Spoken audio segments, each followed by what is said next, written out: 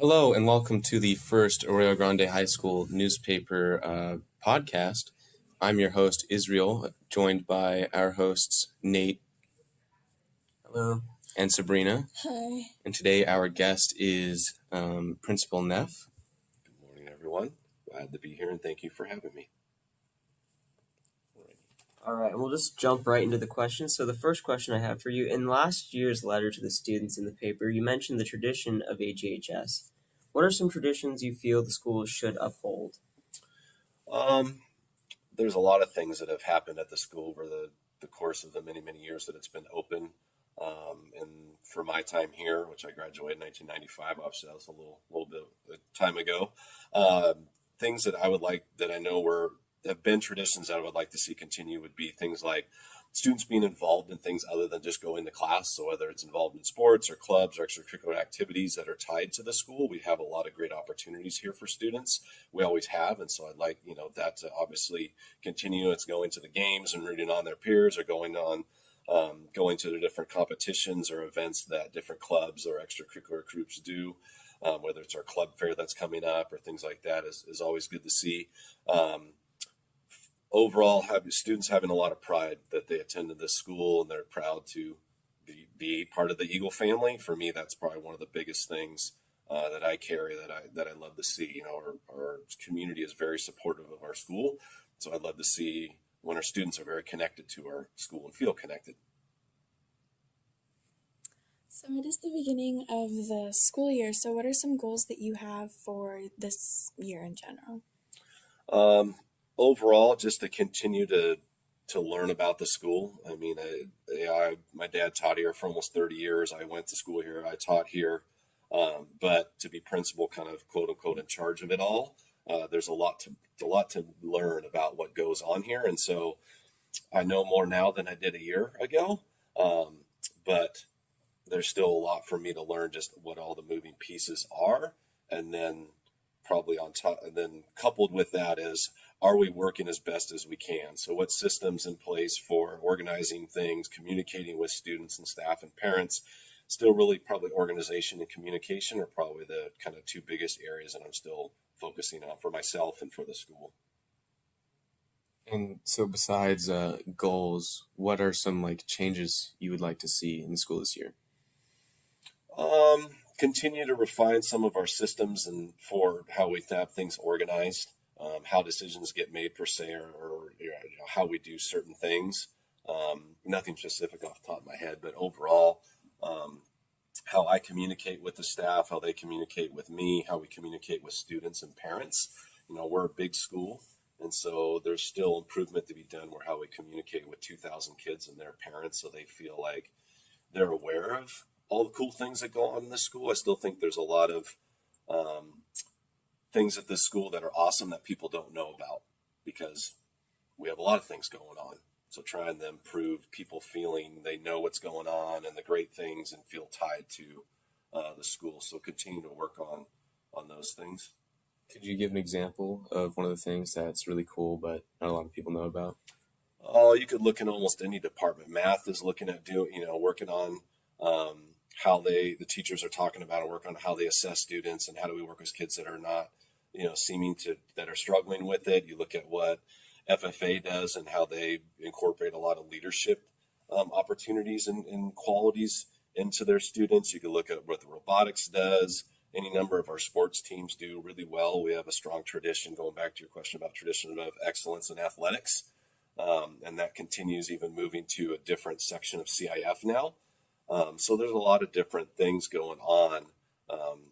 And so it's just finding ways where people can be in the know without having to receive a bunch of different emails from different people or subscribe to a bunch of different social media accounts. Things, try to streamline it so it's kind of a one-stop shop to be informed, if that makes sense. Mm-hmm. All right. And being the first principal at New Tech, what lessons did you learn there that transfer over to your job here? It's a good question. And New Tech is it's a very different type of learning environment. I think some of the things, granted, doing it with 300 students is different than 2,000, but trying the power of building in opportunities for students to kind of have voice and choice and say in what happens at school. Again, logistically, it's different with 300 students, or when I opened it, it was 100 students, just grade 9, and versus 2,000 students in a school that's been open for over 100 years. But the importance of giving students opportunities to have voice and choice in what's going on around them is an important thing to keep, even though it's honestly really hard with a school our size. It's still important. Just like newspaper is an opportunity for students to express their voice about what's going on in their world. It's a very valid piece and allows students to feel like they have more ownership in the school, which will go back to one of my goals is I want students to have pride in school. Well, that comes when you're invested in something. And you are in such a high position at this school. How are you going to be more involved with the students this year? That's a good question. One, just try to get to know them in a sense, and it may sound silly, but from my perspective, if I got 2,000 kids, I won't know every kid, but trying to be very better about even saying hi to kids all the time, or saying good morning or have a good day, greeting them as they come and go. Sometimes those little things can go a long way where students like feel that connection, and I do too. So trying to be better about just even doing those little things, which may seem not that big of a deal, but I'm hoping cumulatively over a course of a year or longer, that builds a connection. I try to go to as many athletic events as possible. We have a lot, and I do have a life with a family, so I try to balance that. Being in classrooms, just trying to get to know more students. It's been, obviously this year is better than last year because I've been here a year. My oldest son is a freshman here, so I know his friends that are here, so that's helpful. So just being around students as much as possible. And so, what school environment are you looking to create? Can you be more specific? And just in general, do you mean, or is there a specific kind of Right, area like within the environment? within the school, are you trying to make it more like serious? Are you trying to focus on athletics? Or like, what are you really wanting to focus on for the school as a whole? Oh, in terms of kind of long-term vision? Right. It's not any one thing, it's just, to be honest, part of it, I'll go back to my own experience of, being a student here and what was that like. And I was in sports and I did pretty well in school, which is not, the route that needs to be for every student. I think kind of first and foremost, having opportunities for every kid in a sense of whatever they want to do. There's a lot of different ways to be successful, not just the kind of traditional ones. And so having ways for those students to be involved in whatever it is. If they're, they want to do advanced placement and do really well in school, great, have good opportunities for them. If they want to be more based in trying to straight go into career, having our career technical education courses, when they leave, they feel like they could go right to a job and do well. Having extracurricular things, whether it's sports or clubs or different types of groups for them to feel tied to something here at school. Ultimately, I think that is what's going to make a best experience for a kid when they look back after they graduate, or even 20 some years later like me. They vividly remember those things they did here at school that were positive, that weren't just necessarily I got an A or I scored a touchdown, or the traditional things that have kind of what have defined success at school for the years. I think we need to have a much broader interpretation of what success can look like for students, and then provide as many opportunities as we can as possible, a variety of opportunities, I should say. So that's long-term what I would be trying to develop here. I always want us to be strong in academics, strong in athletics, because traditionally we have, and I want that to continue.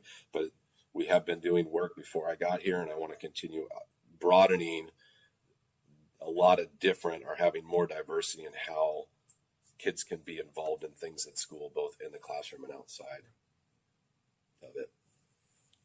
So how have you been implementing that change for the students from a more traditional standpoint to this more modern one of having a lot of different avenues? How have you and the rest of the staff been doing that?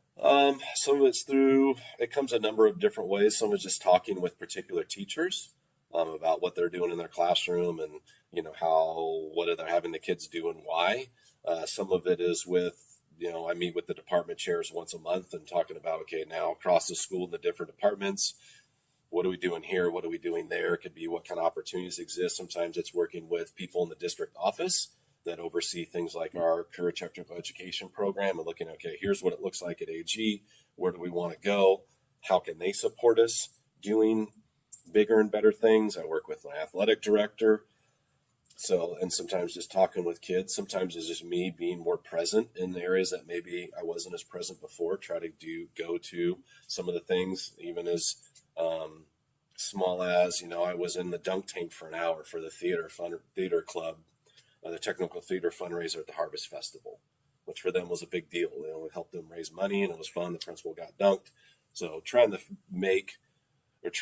have maybe some of the areas that didn't get as much traditional support get more support. So it's not necessarily me having the answers. It's also having the people doing the work feel like they're supported, and then they can come to me with, hey, what do you think about this? What do you think about that? And when they do, support them. If it's a good direction to go, then I direct, support, and that could be my time. It could be other administrators' time that I oversee. It could be budgets that I have control over.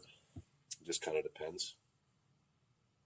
And you've been here for a year, is that correct? So what do you think worked well and what didn't work well last year? I think for me or for the staff or for the students or any of those. Any of those, maybe a combination of you and the students. Okay, so some of it I'll say a little bit about my perspective, and then based on the feedback that I got from, let's say, students and staff towards the end of the year, I can make some kind of generalizations. For myself, coming in and just spending a lot of time talking with people and asking them, how are things, what's working, what's not working, what do you like, what do you not like, in a sense. I think it was successful and people felt like, I wanted to listen. I was coming in to listen. I wasn't coming in to do a bunch of change. I was coming to learn. So they appreciated that, and it worked well for me. There's an old saying, you have 2 ears and one mouth, use in proportion. Do a lot of listening before you do a lot of talking. And so I tried, I did that last year, and I continue to try to do that, even though I'm probably talking a lot in this interview. So for me, doing a lot of just watching and listening and asking, why do we do it this way? What's working? What's not working? And try to just step back and just see what's happening and why, to try to gather a true understanding instead of making assumptions. There's a lot of moving pieces at this school. There's a lot of people, a lot of things going on.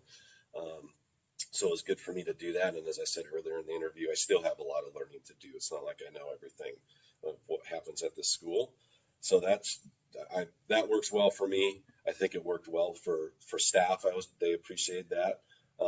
Focusing on kind of organization communication was good for me because I need to be pretty organized and I need to be communicating well if I'm going to have almost 200 adults and 2,000 kids kind of do what they need to do through each day. So they were, the way I sent, communication to staff and kept them updated on things they appreciated. From students, I don't know if they would know that or not, or feel that. I think the students that I got to know hopefully appreciated I got to know them, but that was a small segment that I need to try to make bigger. So overall, I'd say those are kind of the things that worked. Things that not working, I wish I knew more kids. I came from being principal at Branch and being principal at New Tech, which I have about 300 kids each, where I literally knew every kid. I knew their families. I knew them well. And that's something I didn't like last year, and I still don't like, is there's a whole sea of faces out there that I don't know. And so trying to work to get to know more kids, but honestly, I probably won't know 2,000 kids really well. It's part of the job, but it's an area that I need to get better in, of just getting to know more kids and knowing them at a more personal level than just recognizing their face or, hey, what's up, Neff, sort of thing. As principal, what do you believe is the most pressing issue the school faces? I don't know if there's any single one most pressing issue.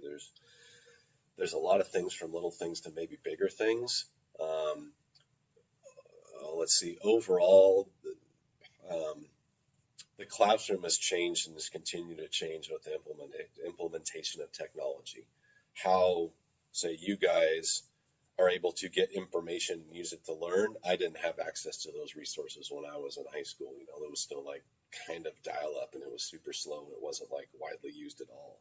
So I basically had a textbook and a teacher that I could go to get information. And so that's how the class environment looked. You guys now, obviously, it's very different. You can use your phone, you can use a Chromebook, you can use whatever number of devices and kind of get information whenever you want. You have other challenges in that you don't know, it's not easily discernible what's valid information and what's not. Fake news, fake sources, Wikipedia, whatever. I didn't particularly have those challenges. I would assume the teacher and the textbook were correct. I could assume Encyclopedia Britannica was correct. I didn't have all those options. I didn't have access to information at a snap of my fingers. So overall, that's the changing dynamic of the classroom is something education is still, in a sense, trying to catch up to and figure out what's best. I think technology is a great resource in a classroom. I came from Opening New Tech, which is one-to-one and uses tech all the time. I also think it's not a silver bullet. There is still a human connection and a human component to learning.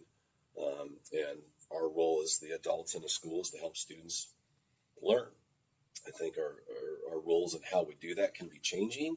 And I think we're still trying to figure out what's best, because the reality is all the teachers, for the most part right now, are not digital natives, meaning they didn't grow up from the time they were born with devices. So they're still, even though, say, a new teacher is maybe early 20s and I'm my early 40s, so there's a 20-year gap, we're really kind of the same in how we grew up and how we learned. So we're still trying to, we don't know it, as we didn't grow up the same way you guys did, if that makes sense. And so it's hard to empathize and really try to calculate if this is what's best for you or not, when it is very different. Versus for the teachers that taught us, it was pretty much the same for them when they were kids as it was for when they were teaching. So it's a challenge. It's an interesting time we're in and continue to be in. You know, health-wise, vaping and things like that are a huge concern and issue, and all the stuff that's out there that's not regulated, and the mixed messages that I think teenagers or kids get of what's okay, what's not okay, is really hard for them. You have more choices about what stuff you can do than probably I did when I was in high school, and that's not necessarily a good thing. Social media and how it impacts our lives, our students' lives, is again another issue. Has good and it has bad, but again, not something that I dealt with, or wasn't posting about stuff when it was happening or whatever. And so I think, like a lot of things, there's some really cool things that social media does that you guys have benefit from that I didn't, because it wasn't around. There's also a heck of a lot of problems that it causes that, again, those problems didn't exist in that form because it wasn't around. So those would be some of the bigger ones. And what are some ways you're looking to like deal with these problems, like catching up on tech and dealing with vapes and the conflict with social media? So the technology piece is just continue to keep looking at it and trying different things and be dialoguing with the teachers, either as whole staff, individual teachers, through department meetings. I'm not the only one that's thinking about this. All the teachers and admin are. So it's a continual process of learning what's working, what's not working, and why, and continually refining that and looking at what are other schools and districts doing, what national trends are there. I think overall being mindful that any one thing is not a quick fix or a quote unquote silver bullet. It's a tool. So how well does that tool work with the rest of our tools? And what we call it like our toolkit? What do we want? What are the tools that work best and why? Always asking those questions is kind of how we're tackling it. And overall, I'm buying more devices. There are, teachers want to use tech more. So using it more and seeing what's working and what's not working and why. So that would be kind of overall how we're dealing with that. In terms of some of the other safety stuff like vaping and stuff like that, some of it is education, talking about in our health classes. There's just a poster campaign that we started, that we implemented this week, putting kind of informative posters up in the bathrooms, talking with, the district office or person that's in charge of student safety about it, looking at kind of, again, what is going on. It's not just here, it's everywhere, it's statewide, nationwide.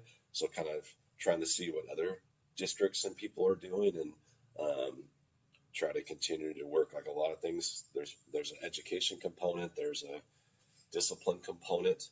It kind of has to be multi-pronged, and so and just being more vigilant and looking for it too.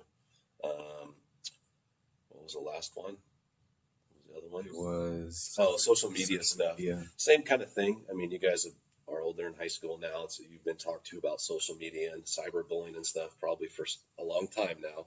So it's continued to be part of our classroom talks, and we work with kids and parents and try to educate them. So some of those things that we've been doing, keep trying to do it. To some degree, the whatever app or those sort of the mechanism for it keeps changing. It always will. So it's not, it used to be MySpace, and a lot of high schools say, "What the heck's MySpace?" I don't know what that is. And now it's Snapchat. It's going to be. It used to be Ask It, right? I mean, the venue changes, so it's not about what this one does or that one does. We're more just getting. To be honest, it's very simple. It's called the golden rule: treat others as you want to be treated. Just going back to that, and just whether that's in a digital world or a real or analog world doesn't make a difference. So it's kind of getting, I guess, people, because adults struggle with this too, to remember that just because it's easier to type it with your fingers doesn't make it any different than saying it from your mouth to someone's face. It just is easier in the moment. So, speaking on the technology gap between you and students and the rest of the staff, how are you closing that gap? What do you mean by technology gap? Like you said that you and the other staff didn't have the same technology that we did. How are you guys closing that gap in? You guys are now using technology like you said. So a lot of it is just learning it. There's different ways. So last year and the year before, the staff did a lot of like late start Monday time when you guys don't have to be here till 9:30. We're still here at the same time, and we're doing training. A lot of training on the Google Suite. Learning that. We're a Google district, and so learning how to use the different Google tools that are available. Learning, some trainings on social media. Some of it can just be asking kids, "Hey, what do what is that? Why does that work?" Honestly, typically students are more in tune and in the know with what's the latest tech, universally speaking. And then, we have teachers and admin, that's their thing. And so they'll send out emails to staff. They'll do screencastings on how to use new tips and tricks. I'm on different kind of tech threads. So before I came here, I was kind of the ed tech person for the district. And so I get a lot of, I'm in different forums and things. And so I'll send some things out to staff that come up every so often about new tips and tricks, just trying to learn it. It's a moving target. It always has been, but trying to learn what we can. And again, it's cool if it's cool, but be better about asking a question. Is this helping kids learn better? Not just because it's cool. Okay, this might sound kind of confusing, but okay, so you went to school here and now you're principal. So what are some things then when you went to school here that you liked that you're trying to keep as principal, and what are some issues that you had that maybe you're trying to resolve now that you're principal? Good question. Well, when I was here, it was about 3,000 students, so it was bigger. We had more portables. We didn't have the layout of the campus was a little bit different. Pool was in a different place. Admin office wasn't here. But overall, I would say kind of what I talked about before, things to continue is, overall, kids were were attending games and events and things like that, and seemed to be a good amount of school spirit, I would say, and I would like that to continue or to get better. I think there are more opportunities. There's a wider variety of opportunities for students to be involved in things than when I was here. When I was here, it was a little more traditional. You either did sports or a few clubs, or you kind of were in the school, or that was really it. There wasn't. Where now we have 30 to 40 clubs. We have all kinds of different things for kids to be involved in, which is great. So I'm glad that's gotten that way and will continue. I don't think as many kids left campus at lunch when I was here, but that could be off. I left pretty much every day junior year, and then I was here every day senior year, so even I changed.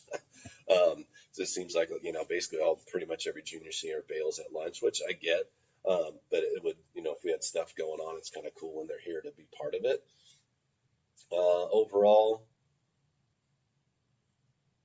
I think, the difference is how students interact, how students access information and interact with tech is very different. I mean, honestly, it affects your entire life. Where I didn't have a cell phone when I was in high school. No one did, really, or no students did.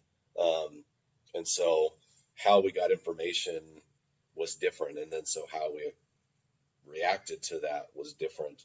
So the social dynamics of that piece was very different too. So earlier you said that you'd like to communicate with students a little bit more, get to know them a little more. And I think something that could help with that is if students got to know you a little bit. So what are some things that you think students should really know about you? Oh, good question. This may sound funny, but this has come up, gosh, even when I was in high school. Even though I probably look serious and mad all the time, I'm actually not. I'm actually pretty mellow, chill, I would say. I just have, for whatever reason, that's kind of the look. I give that look, and I don't mean to, but it is what it is. So I want students to know, like, even though I probably don't look very approachable, I try to, I think that I am, and I try to work. So I want students to say hi, come up, and they can talk, even though it may be weird. Or they're, a lot of people or a lot of students will associate, well, you only talk to the principal when you're in trouble. Even parents that come into my office to talk about something that's not related to discipline at all still will say, oh gosh, I feel like I'm in trouble, or I never go to the principal's office. Like, that is part of my job. I don't want it to be the definition of my job or the only perspective people see of it. I'm here to help the school run as best as I can, so it's the best environment for students to be at. If that means picking up trash, I pick up trash. If that means I have to do discipline, I do discipline. If that means talking with students about what they're interested in for their newspaper, I do that. Like, I literally don't care. It's whatever it takes. And so I hope students see that in different ways. And I want them to be able to feel comfortable with talking with me. Yeah, okay, I'm an adult. I'm not their BFF or something like that. But I am here for them as much as anybody else. That students are customers here. And so whatever that takes for any way I can help a kid, humanly possible within my job, I'm happy to do that. So I think just kids not being intimidated or feel like if I'm talking to them because they're in trouble or I'm some weird dude or whatever. This would be cool to be able to just have that dynamic with more kids, or they just they don't have to talk to me for an hour or anything. Just say what's up or say hi or how you doing is nice for me, especially because there are so many kids I don't know. So when kids say, hey Neff, how you doing, that's pretty cool. I don't get that a lot.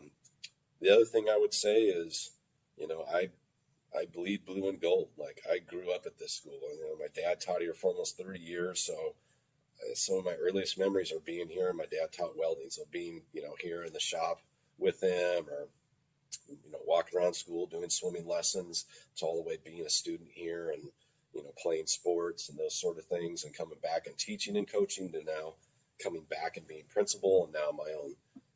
My kids are gonna, are and will attend here. I have 3, so my oldest is a freshman right now. I think is super cool. I never left this area. I went to Cal Poly, St. Louis, and that was purposeful. I purposely did not want to leave this area. For me, it's a very special place to live, and this school is a very unique school. It's not perfect, but I think it's pretty awesome. And so, everything I do for this job, or even as a parent, is to support this school because I believe it's a great place for kids. Not perfect, but it's a great place for kids.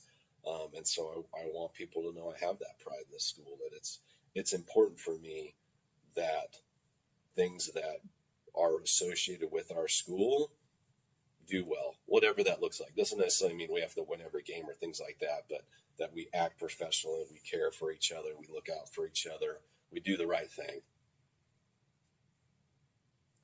So with so many new teachers coming here this year, how do you and the rest of the staff attempt to make them feel welcome? Good question. We do different things. So whether I or my administrators meet with them, and we all have different new teachers that we kind of are in charge of. Meet with them, check in with them. ASB does a new teacher. They just did it last week. Did a new teacher luncheon. We got them lunch. They came in. The ASB students kind of took them through. It was literally an alphabet of AGHS, A to Z, things to be aware of. So they get they get help that way. Whatever department their department chairs are pretty, the department chair is good about checking in with them and making sure they're doing okay and getting what they need. So there's some kind of immediate things, and there's kind of just some more long-term checking in with them, seeing how they're doing, that sort of stuff. So we have a few different things in place to help. And then what do you think is the most important thing to the success of a student? How would you define success? More like just like succeeding in school, like however you think about like that. Like however you